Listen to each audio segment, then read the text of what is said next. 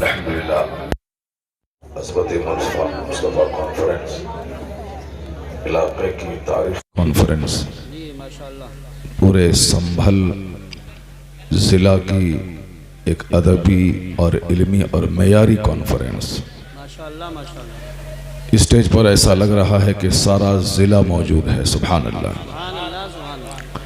अभी आपने मौलाना तौसीफ साहब क़िबला से बसीरत अफरोज़ आफाकी गुफ्तगू आपने समाअत की और सारे उलमाए कराम ने उनकी गुफ्तगू की तायीद की और आपने संजीदगी से उनको सुनकर अपना ताउन आपने पेश किया। अब ये फ़कीर आपके सामने एक मुख्तसर सी मालूमाती गुफ्तगू लेकर हाजिर हुआ है। उससे पहले एक अच्छा खूबसूरत सा माहौल जो आपने पहले जलसे को दिया था वही माहौल बना के रखें। ये महफिल उठने और बैठने की नहीं, यहाँ कायदे से बैठकर अपने रहनुमाओं को सुनने की महफिल है। उठने बैठने के लिए तो बहुत सारी महफिलें हैं जहाँ लोग आते हैं, जाते हैं, खाते हैं, पीते हैं। ये महफिल है इंतहाई अदब और एहतराम के साथ उलमा के इस्तक़बाल करने और उनकी गुफ्तगू को दिल में उतारने की महफिल है। जो बच्चे हमारे सामने बैठे हैं उन बच्चों के सरों पर अगर टोपियां नहीं हैं तो वो टोपी लेके बैठें कि वो किसी कव्वाली की महफिल में नहीं आए हैं, वो अज़मत मुस्तफ़ा कॉन्फ्रेंस में आए हैं। ऐसा नहीं कि जैसे बाहर में टहल रहे थे कॉन्फ्रेंस में दौड़ के चले आए। नहीं, इस तरह की महफिलों में आने से पहले दिमागी तौर पर अपने आप को तैयार करना चाहिए। मैं अक्सर बेशतर मशवरा देता हूँ कि जब गांव घर में छोटी महफिल मिलाद हो या कॉन्फ्रेंस हो तो उससे पहले 1 लाख रुपए का जीन्स आपके पास हो, उसको छोड़कर 100 रुपए की पंजाबी और पायजामा पहन के आप महफिल में आ जाए।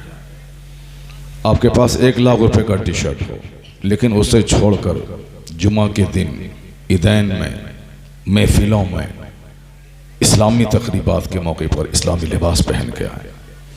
मैंने बनारस के मदनपुरा में देखा कि हज़ारों लोग रहते हैं मगर सबके जिस्म पे वाइट कपड़े और बैठने के लिए वाइट चांदनी, यानी पूरे हिंदुस्तान की एक मेयारी कॉन्फ्रेंस जहाँ अरबपति ज़मीन पर बैठकर पंजाबी पायजामा या लुंगी या टोपी के साथ खिताब सुनते हैं। सुभान अल्लाह।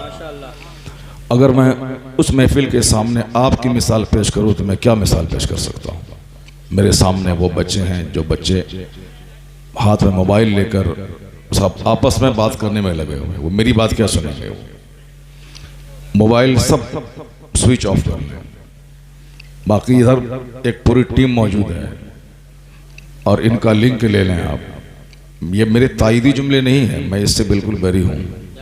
मैंने आज से 2 साल पहले हुजूर कायद मिल्लत अल्लामा असद रज़ा खां क़द्दसल्लहु नूरानी की मौजूदगी में मैंने कहा था कि मेरे अगरचे सैकड़ों वीडियोज़ हैं, लोग सुनते हैं, फ़ायदा हासिल करते हैं, मगर मैं आज तक एक भी वीडियो को मैंने अपलोड नहीं किया है अपने से कि मैंने रिकॉर्ड किया और डाल दिया, ऐसा मैंने नहीं किया। लोगों ने बनाया है, लोगों ने डाला है, वो जाने उसकी जिम्मेदार है, मैं इससे बरी हूँ। मैंने आज तक ऐसा कोई कदम नहीं उठाया।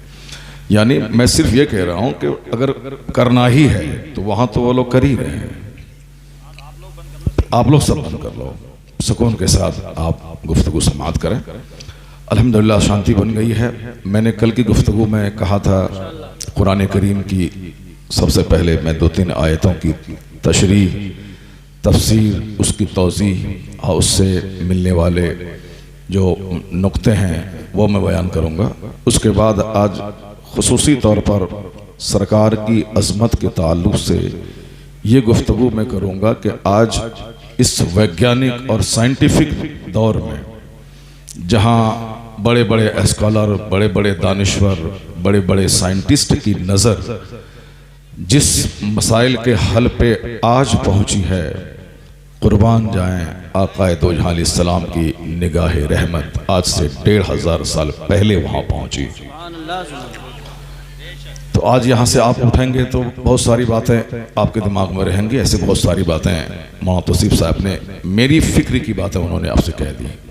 मैं आज लगभग 20 साल से, जब से बड़े बड़े इजलास में मैंने खिताब करना शुरू किया, मैं यही कहता हूँ कि मैं एक मौलवी हूँ। बुनियादी तौर पर मीज़ान मुनशईब से लेकर बुखारी शरीफ तक मैंने सारी किताबें दरस निज़ामी की मदरसे की चटाई पर बैठ के मैंने पढ़ी।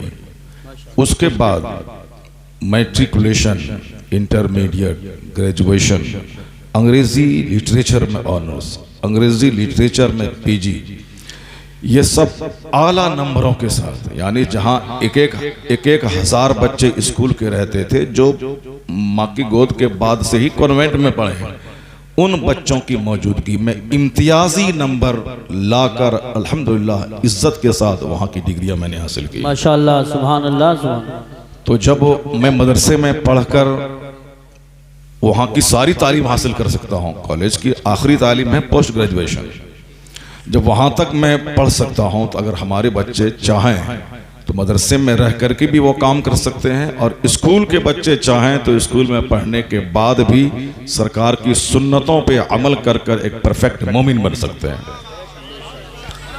और 20 साल से कुरान और साइंस, हदीस और साइंस, यही मेरी गुफ्तगू का उन्वान रहा, ताकि मेरे बच्चे जो ऑटोहान को जानते हैं, जो रदरफोर्ड को जानते हैं, जो आइंस्टाइन को जानते हैं, जो गैलीलियो और न्यूटन को जानते हैं, वो इमाम गज़ाली को भी जाने, वो जलालुद्दीन सियूती को भी जाने, वो साहब आला हज़रत फाज़िल बरेलवी को भी जाने।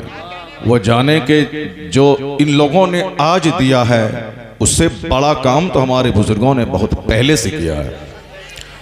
अगर ये बात आपके दिमाग में आ गई है तो इंटर कॉलेज तो अब खुल ही जाएगा इंशाअल्लाह। मौलाना एहसान साहब क्या कहना, ये तो बिल्कुल एक्टिव और फ़आल आलिम दीन का नाम।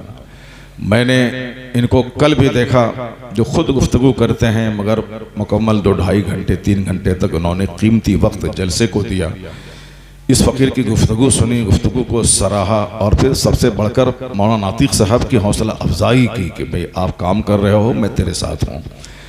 वरना जिसके यहाँ आज इतना बड़ा जलसा हो वो कल पूरी रात वहाँ रहे, ये कोई दर्दमंद आदमी ही ऐसा काम कर सकता है। और फिर जब मैं यहाँ आके देखा यहाँ का हुस्न इंतज़ाम और अज़ीमुश्शान एक बिल्कुल कॉलेज नुमा मदरसा, तो देख के दिल बाग बाग हो गया।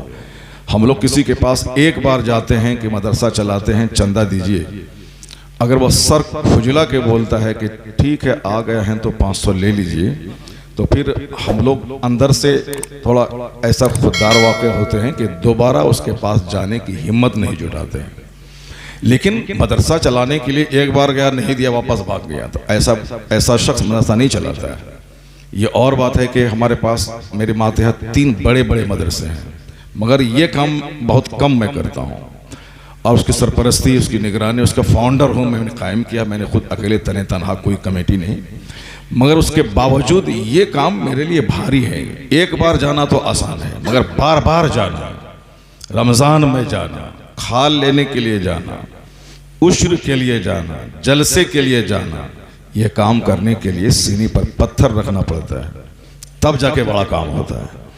और कॉलेज खोलना बड़ा आसान है, स्कूल चलाना बहुत आसान है, चूँकि वहाँ लोगों से डोनेशन लिए जाते हैं, और फिर स्कूल खोलने के लिए बैंक से लोन लिए जाते हैं, 10-10 करोड़ रुपए, 20-20 करोड़ रुपए लोग वहाँ से कर्ज लेते हैं, ज़मीन खरीदते हैं, बिल्डिंग बनाते हैं, फिर बच्चों से डोनेशन लेते हैं और खूब कमाते हैं।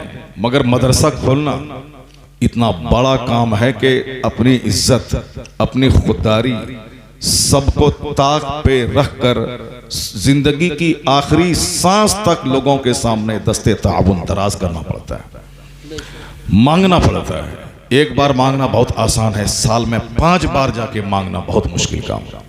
ऐसा नहीं कि एक बार मैंने जमा किया, मदरसा चलाया, अब सब दिन चलता रहेगा, नहीं, मरते दम तक मांगना है। इतना बड़ा काम कौन करेगा?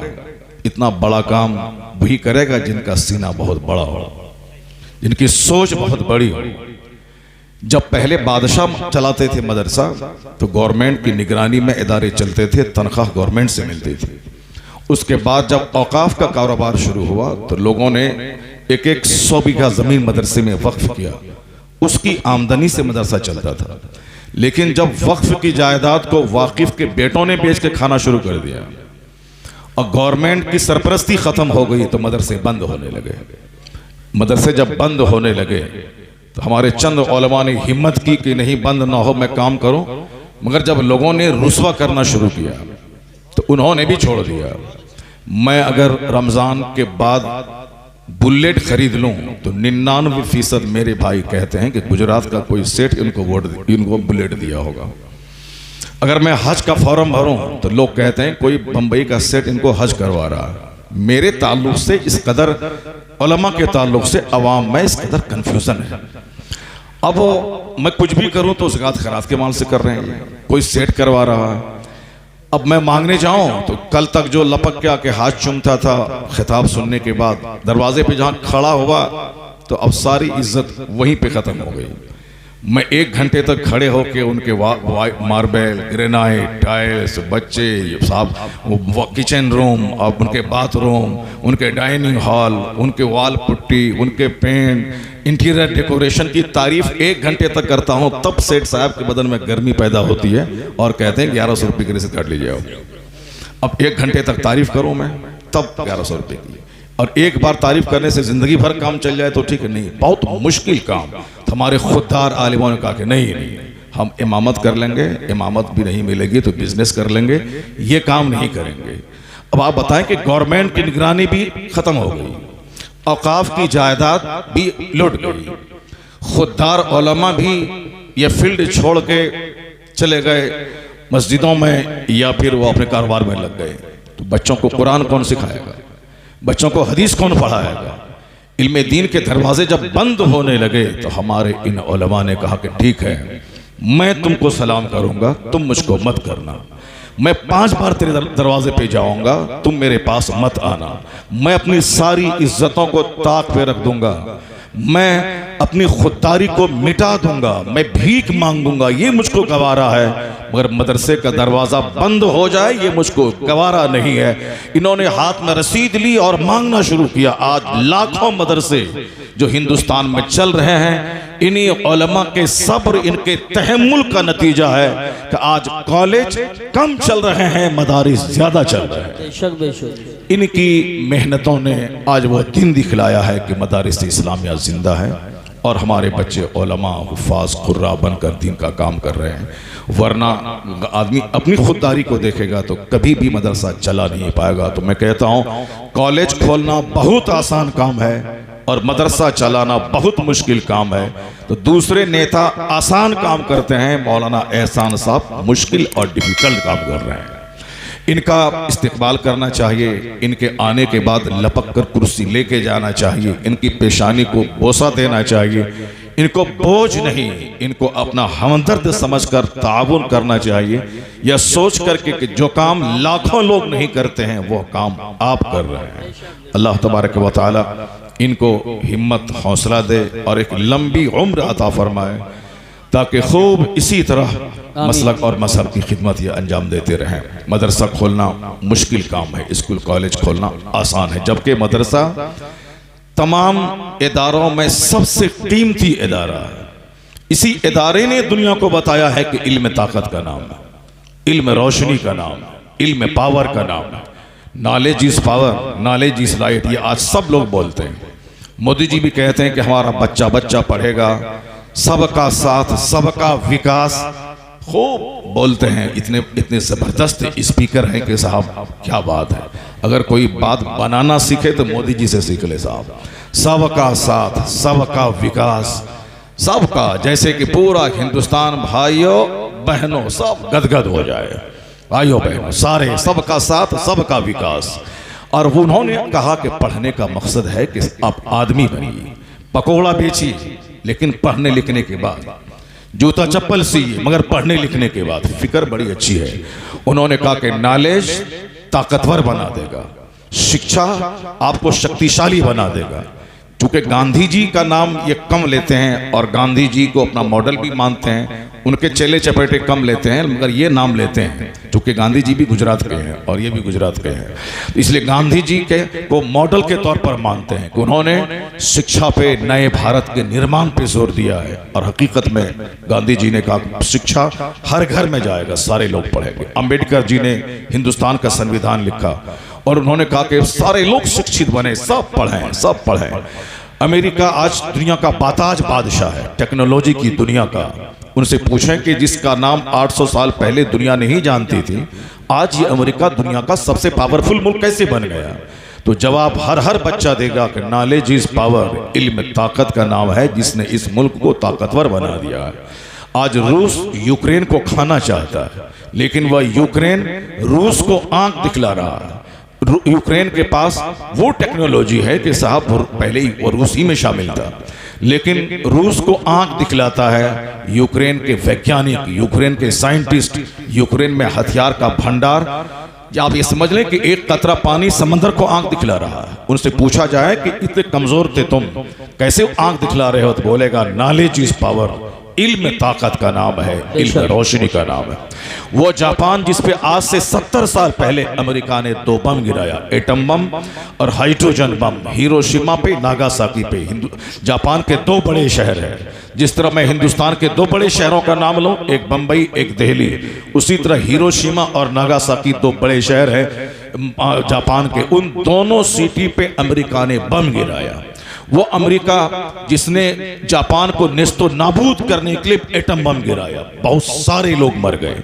यहां तक कि उसके जहरीले असरात से आज भी लूले लंगड़े लोग पैदा होते हैं, चूंकि खतरनाक गैस होती है उस बम में। ऐसा नहीं कि बम गिरा वहां से सब लोग दब के मर गए, नहीं, वो ऐसा खतरनाक बम होता है कि उससे वो इलाके की ऑक्सीजन को वह बम खत्म कर देता है, लोग घुट घुट के मरने लगते हैं। उसका जहरीला असर बहुत दिन तक रहता है। इतना खतरनाक बम गिरने के बावजूद उस मुल्क को तो तबाह हो जाना चाहिए, लेकिन आज 70 साल के अंदर जापान अमेरिका से भी ज्यादा ताकतवर मुल्क बन चुका है। सारी दुनिया को अपना माल सप्लाई करता है, कीमती सामान जापान तैयार करता है। उससे पूछा जाए कि तुझे तो मिट जाना चाहिए था, लेकिन तुम आज, तुम्हारी मईशत पूरी दुनिया में स्ट्रांग है, इकोनॉमी तेरी बड़ी मजबूत है, सारी दुनिया में तेरा माल जाता है और सारी दुनिया से करेंसीज तेरे मुल्क में आती है। वो मालदार होता है जो अपना पैसा दे दे के सबका सामान खरीदे, वो तो कंगाल हो जाएगा। लेकिन जो अपना माल दूसरे को दे और दूसरों की करेंसी मेरे मुल्क में आए, वो तो मालदार हो जाएगा। जापान ने कसम खा लिया था कि मैं दूसरों के सामने हाथ नहीं फैलाऊंगा, यहां तक कि चप्पल से लेकर के जहाज तक सब मैं अपने मुल्क में बनाऊंगा। आज वह जापान ताकतवर, मालदार, रिचेस्ट कंट्री ऑफ द मुल्क। पूछा जाए कि किस फॉर्मूले ने तुमको आज नेस्तो नाबूद होने के बावजूद तुम्हें ताकतवर बनाया? जवाब होगा knowledge is power, knowledge is light. इल्म ताकत का नाम है, इल्म रोशनी का नाम है। चाइना बुद्धिस्टों का मुल्क, गंवारों, जाहिलों, अल्लड़ों, बेवकूफों और नाकारों का मुल्क था, लेकिन आज वो चाइना, अमेरिका भी बाज मामलात में उससे डरता है। हिंदुस्तान थर्राता है, पाकिस्तान कांपता है, जापान भी डरता है, वियतनाम डरता है। यानी अक्सर ममालिक, उसकी आबादी सबसे बड़ी आबादी। अगर हर आदमी चाइना का एक पत्थर हाथ में उठा ले तो याद रखें कि इतनी बड़ी आबादी है कि अमेरिका पत्थरों का पहाड़ बन जाए, इतनी बड़ी आबादी है उसकी। यानी जो बड़ी आबादी वाला मुल्क है, जहां के लोग अल्लड़ थे, गंवार थे, जाहिल थे, लेकिन आज वो ताकतवर कैसे बन गया? आज उनके हथियार के सामने अमेरिका और रूस को भी सोचना पड़ता है। हिंदुस्तान का पड़ोसी वो गाहे बगाहे हमारे मुल्क में कदम रखता है। मेरी फौज को मैं दाद दूं हमारे मुल्क की फौज को कि उसके सामने सीना तान के मेरी फौज खड़ी रहती है, वरना उसके पास इतनी ताकतें हैं कि मेरे मुल्क में घुस जाए। ये हमारी फौज की बहादुरी है कि चीन के बढ़ते हुए कदम को मेरी फौज रोकती है। मगर ताकतवर तो इतना है कि अमेरिका की मंडी में चाइना का माल, हिंदुस्तान के हर बाजार में चाइना का माल। वह दुश्मन है मेरा, मगर मेरी मजबूरी है कि मैं उसका माल खरीदूं। वह दुश्मन है मेरा, मगर मेरी मजबूरी है, मैं उसको आंख नहीं दिखा सकता, क्योंकि इस कदर उन्होंने माल बनाना शुरू किया है, प्रोटेक्शन देना शुरू किया है। आज आ जाए कोई कार, दूसरे ही दिन उसकी नकल उसके पास रहती है। आज बना ले कोई फर्नीचर, दूसरे ही दिन उसके पास नकल होती है। यहां तक कि अरब हमारा मुल्क है, यानी चीनो अरब हमारा, हिंदुस्तान हमारा, मुस्लिम है हम, वतन है सारा जहां हमारा। डॉक्टर इकबाल ने बहसत मुस्लिम कहा था कि सारे, बहसत हिंदुस्तानी कहा था कि सारे जहां से अच्छा हिंदुस्तान हमारा। बहसत मुस्लिम, अब बहसत हिंदुस्तानी, अब बहसत मुस्लिम जब उन्होंने नगमा गाया था तो कहा था कि चीनो अरब हमारा, हिंदुस्तान हमारा, मुस्लिम है हम, वतन है सारा जहां हमारा। तो बहसत हिंदुस्तानी मेरा नगमा और होता है, बहसत मुस्लिम मेरा नारा और होता है। मेरा खुदा एक, ये दुनिया उसी खुदा की बनाई हुई है। मेरा मरकज एक, दुनिया एक, नमाज रोज़े हज ज़कात एक, कुरान एक, हज का केंद्र एक, गुंबदे खजरा एक। इसलिए चीनो अरब हमारा, हिंदुस्तान हमारा, मुस्लिम है हम, वतन है सारा जहां हमारा। यह दोनों सोच रखनी पड़ेगी। बहसत हिंदुस्तानी, पाकिस्तान आंख दिखलाए तो आंख निकाल लेंगे, अगर बांग्लादेश मुझको आंख दिखलाए तो बहसत हिंदुस्तानी उसके डेने तोड़ देंगे। लेकिन बहसत मुस्लिम, अगर दुनिया के किसी भी कोने में किसी मुसलमान के पांव में कांटा चुभे, उसका दर्द अपने सीने में महसूस करना होगा। बहैसियत मुस्लिम हमारी सोच कुछ और होती है, बहैसियत हिंदुस्तानी हमारी सोच कुछ और होती है। बहैसियत इंसान, बहैसियत हिंदुस्तानी, बहैसियत मोमिन, ये कई हैसियतें हमारी हैं। उसी जहत से सोचना होगा, सिर्फ एक पॉइंट से नहीं। हम बहैसियत मुस्लिम, सारी दुनिया हमारा मुल्क है, पूरी दुनिया मेरे रब की है। मैं सब इंसान की कदर करता हूँ, चूंकि मेरे मुस्तफ़ा ने कहा है अल खल्क़ कुल्लुहुम अयालुल्लाह, मखलूक सारी की सारी अल्लाह का कुंबा है, और तुम में सबसे बेहतर वो है जो अल्लाह के कुंबे से बेहतर सलूक करता हो। भूखा अमेरिका में रहे, उस भूखे का ख्याल करना हमारी जिम्मेदारी है। जैसे पाकिस्तान में ज़लज़ला आता है, हिंदुस्तान से साड़ियाँ जाती हैं, हिंदुस्तान से कपड़े जाते हैं, हिंदुस्तान से राशन जाता है, हिंदुस्तान से माचिस दियासलाई, हिंदुस्तान से गेहूं जाता है। ये बहैसियत इंसानी, बहैसियत इंसान, इंसानियत का मुजाहरा होता है। बाकी रही बात सरहद की सुरक्षा, वो अपनी जगह है। मैं कहना चाहता हूँ कि आज चाइना, हिंदुस्तान पूरी दुनिया की मंडियों पर अपना माल फैला चुका है। चाइना ताकतवर क्यों हुआ?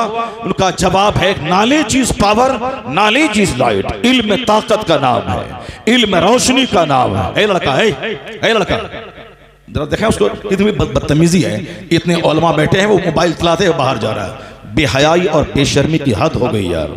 जलसा कभी कभी होता है, इसलिए हमारे आज माँ बाप बदतमीज बच्चे पैदा कर रहे हैं। बुजुर्गों ने कहा है अखीर जमाने में माँ के पेट से कुत्ता पैदा होगा, यानी नाक नक्शा उसका रहेगा इंसान जैसा, खसलत कुत्तों जैसी होगी, कैरेक्टर कुत्तों जैसा होगा।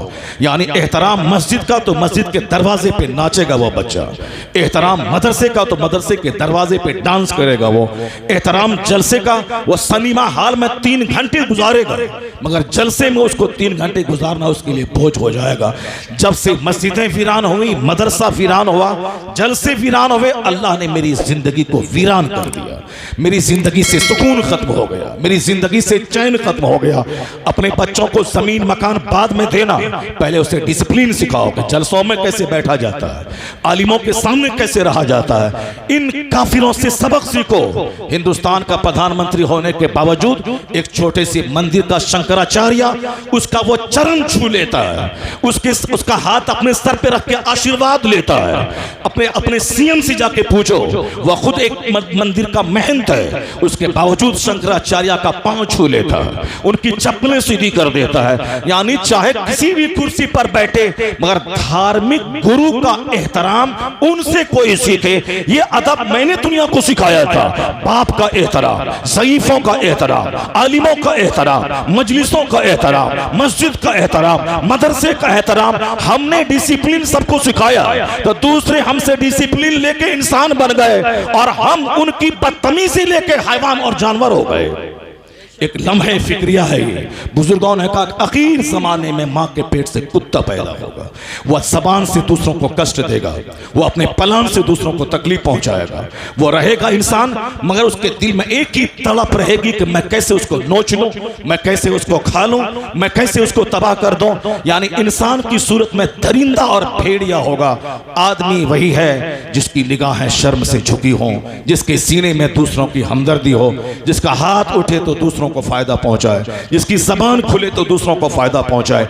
यानी इंसान की तारीफ है कि जबान खुले तो दूसरों को लाभ मिले, हाथ उठे तो दूसरों को लाभ मिले, और फिर प्लान बनाए तो दूसरों को लाभ मिले, अपनी एक्टिविटी से दूसरों को तकलीफ ना पहुंचे। आज सारी दुनिया कहती है आदमी वही है जो अपने से दूसरों को फायदा पहुंचाए। तो जहां हिंदुस्तान, अमेरिका, चाइना के दानिश्वर ने इंसानियत की तारीफें की है, हुजूर की वो हदीस पढ़िए 1400 साल पहले पैगंबर आजम ने क्या कहा, खैरुन नास मय्यनफउन नास, यानी लोगों में सबसे बेहतर वो है जो दूसरों को फायदा पहुंचाने वाला हो, जो दूसरों को लाभ पहुंचाने वाला हो। The best among you is one who is profitable for other, यानी तुम में सबसे अच्छा वो है जो दूसरों को लाभ पहुंचाने वाला हो। मानवता की वो बातें जो आज के दुनिया के दानिश्वरों ने कही है, जब इस नुक्ते नजर से मैं सरकार की हयात तैयबा का मुताला करता हूं तो इनकी करोड़ों बातें एक पल्ले में रख दूं और एक पल्ले में हुजूर के एक हदीस रख दूं, उसका वजन सब पे गालिब आ जाता है। जिस तरह पैगंबर आजम का जवाब नहीं है, आका अलैहिस्सलाम की बातों का भी कोई जवाब नहीं।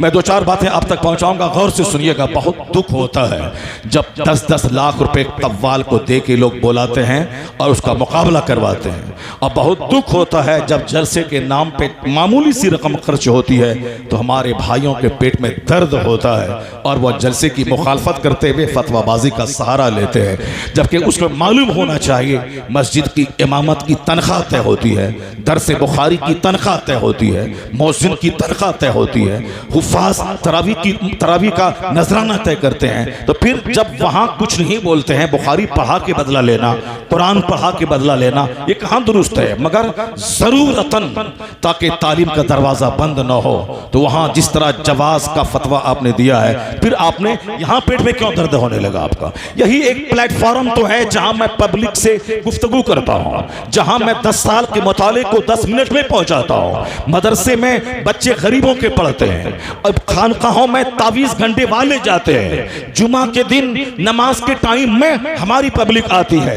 यही एक प्लेटफॉर्म है मदरसा, जहां हम साल भर बच्चों को पढ़ाते हैं और दस्तार बंदी के मौके पर बच्चों के बाप को दीन सिखाते हैं। ये प्लेटफॉर्म भी अगर हमसे खत्म हो गया तो इस्लामी चमक दमक, इज्तिमाइयत, यूनिटी और ऑर्गेनाइजेशन के मुजाहरे का कौन सा प्लेटफॉर्म रह जाएगा।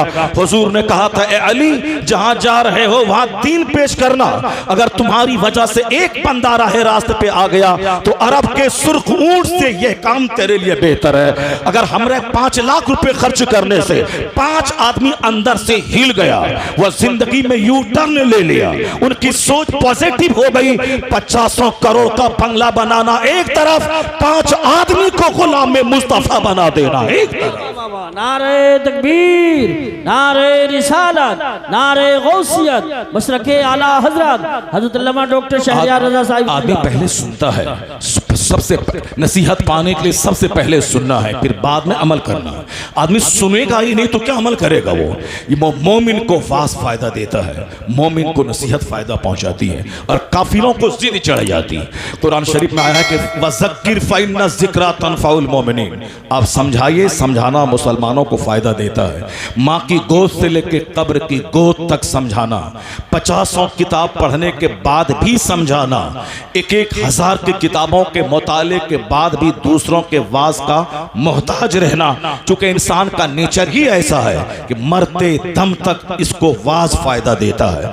नहीं सुना आपने, सरकार दो जहां ने काले गोरे का फर्क मिटाया, सरकार दो जहां ने ऊंच और नीच का फर्क मिटाया, अरब और अजम का फर्क मिटाया। कहा कि अल्लाह फदल लिअरबिय्यिन अला अजमी वला लिअरबिय्यिन अला वला लिअजमिय्यिन अला अरबी वला लिअबयद अला अस्वद वला लिअस्वद अला अबयद इल्ला बित्तक़वा।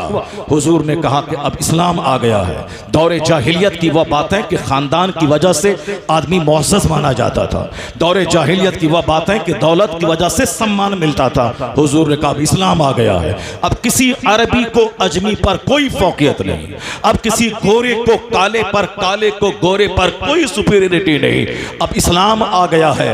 हुजूर ने कहा अब इज्जत सिर्फ उसी को मिलेगी जो जितना ज्यादा अल्लाह से डरने वाला होगा। यानी किरदार को हुजूर ने फौकियत दी, तकवा को हुजूर ने फौकियत दी। मगर इंसान होने के नाते जनाब अबू जर ने हजरत बिलाल को एक बार कह दिया, या इब्न सौदा, एक कालीन का बेटा, एक काली औरत का बेटा। जनाब अबू जर मुअज़्ज़ज़ सहाबी रसूल, जनाब बिलाल सहाबी रसूल, जबान से निकल गया इब्न सौदा, एक काली औरत के बेटे। सरकार दो जहां तक शिकायत की जनाब बिलाल ने। आका अलैहिस्सलाम का दस्तूर यही था कि जब भी जो बात खिलाफ तबीयत होती, नागवार गुजरती, मेंबर पे चढ़ते, आप एक मुख्तसर नसीहत फरमाते।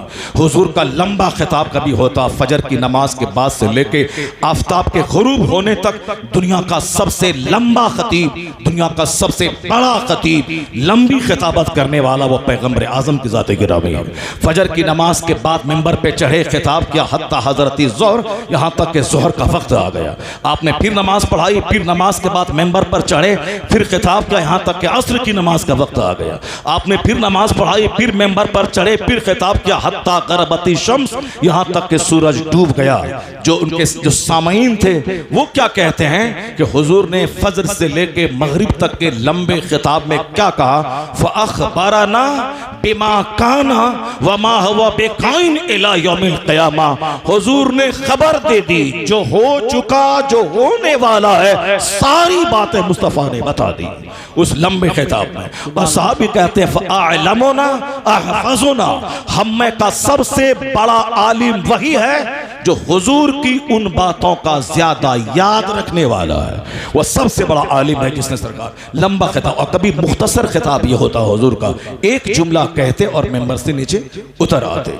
जनाब बिलाल ने शिकायत की, हुजूर ने सिर्फ इतना कहा, अफीकुमुल जाहिलियत इलल आन, क्या तुम में अब तक जाहिलियत बाकी है, यानी दौरे जाहिलियत की बातें अब तक बाकी है। इतना कहना था कि जनाब अबू जर जमीन पर लेट गए और कहा, तुम या बिलाल, ए बिलाल खड़े हो जाओ और अपने पांव से मेरे चेहरे को रौंद डालो कि मैंने ऐसा जुमला क्यों निकाला।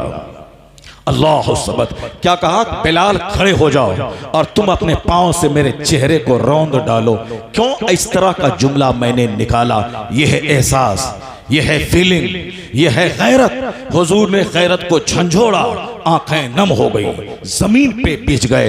मोमिन को नसीहत फायदा देती है, चाहे वो शेखुल हदीस क्यों ना हो, चाहे वो जितने बड़े आलिम क्यों ना हो। फौक कुल्ले ज़ी इल्मिन अलीम, हर इल्म वाले के ऊपर में इल्म वाला है। नसीहत मोमिन को फायदा देती है, सुनने से ज्यादा, बोलने से ज्यादा सुनना फायदा देता है। सरकार दो जहां ने अब्दुल्लाह इब्न मसूद से कहा कि कुरान पढ़ो, कहा सरकार कुरान तो आप पे नाजिल होता है और मुझसे आप सुनना चाहते हैं। हुजूर कहते हैं, हाँ हाँ मैं तुमसे सुनना चाहता हूँ।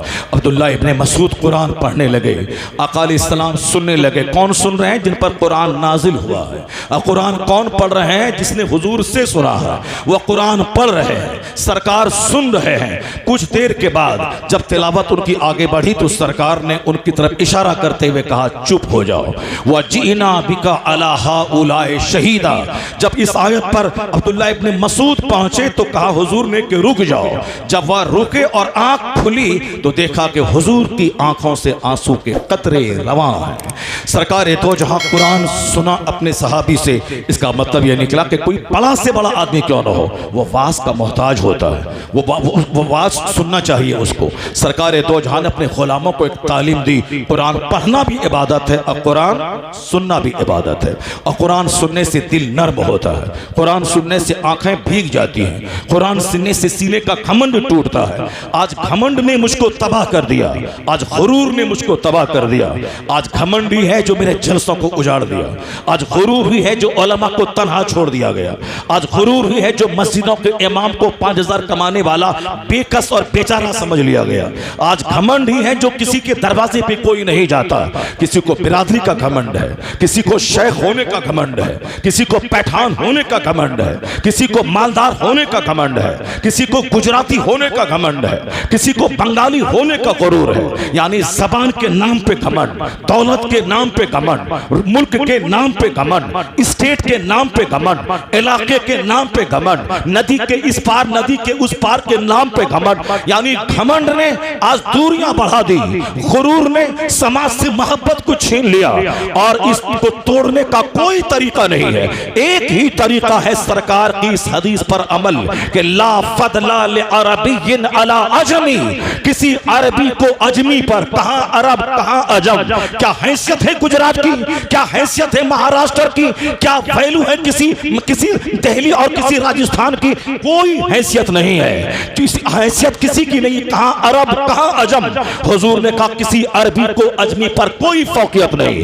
अब फौकियत मिलेगी किरदार को, ईमान की पुख्तगी को, अमल की दुरुस्तगी को। यही वजह है कि अरब में पैदा होने वाला कोई बदअकीदा वो हमारी जूतों की ठोकरों में रहने के काबिल है, और हिंदुस्तान के बंगाल के देहात में रहने वाला आशिक रसूल आलिम दीन अगर है, वह मिंबर पे चढ़ता है, अमामा बांध के खिताब करता है, हाथ में असा लेता है, मैं उसे नाइबे पैगंबर कहता हूं, मैं उसे नाइबे रसूल कहता हूं। अरब में पैदा होने वाला बदअकीदा पाँव में भी इज्जत नहीं पा सका। हिंदुस्तान के देहात में पैदा होने वाला आलिम दीन वह मेरा रहबर बन गया। कौन है जो इस हिंदुस्तान के देहाती को इज्जत के मेंबर पे चढ़ाया? कौन है जिसे नाइबे पैगंबर बनाया? ये मुस्तफा की जाते गरामी है। अरबो अजम की दीवार तोड़कर इल्म और तकवा को इज्जत का जरिया बनाया। आज भी मैं देख सकता हूं मस्जिदों में बैरिस्टर का बेटा वो नीचे बैठा है, गाय चराने वाले का बेटा मिंबर पे चढ़ा है, ताकि दुनिया देख ले वो 1000 बीघा जमीन जोतने का मालिक होता, फिर भी ये इज्जत न मिलती जो इज्जत इल्म ने, ईमान ने, तकवा ने अता कर दिया है। नारे तकबीर, नारे रिसालत, नारे गौसियत, मसलके आला हजरत मुफ्ती शहरियार रजा साहिब क़िबला, मदरसा गुलशन मुस्तफ़ा।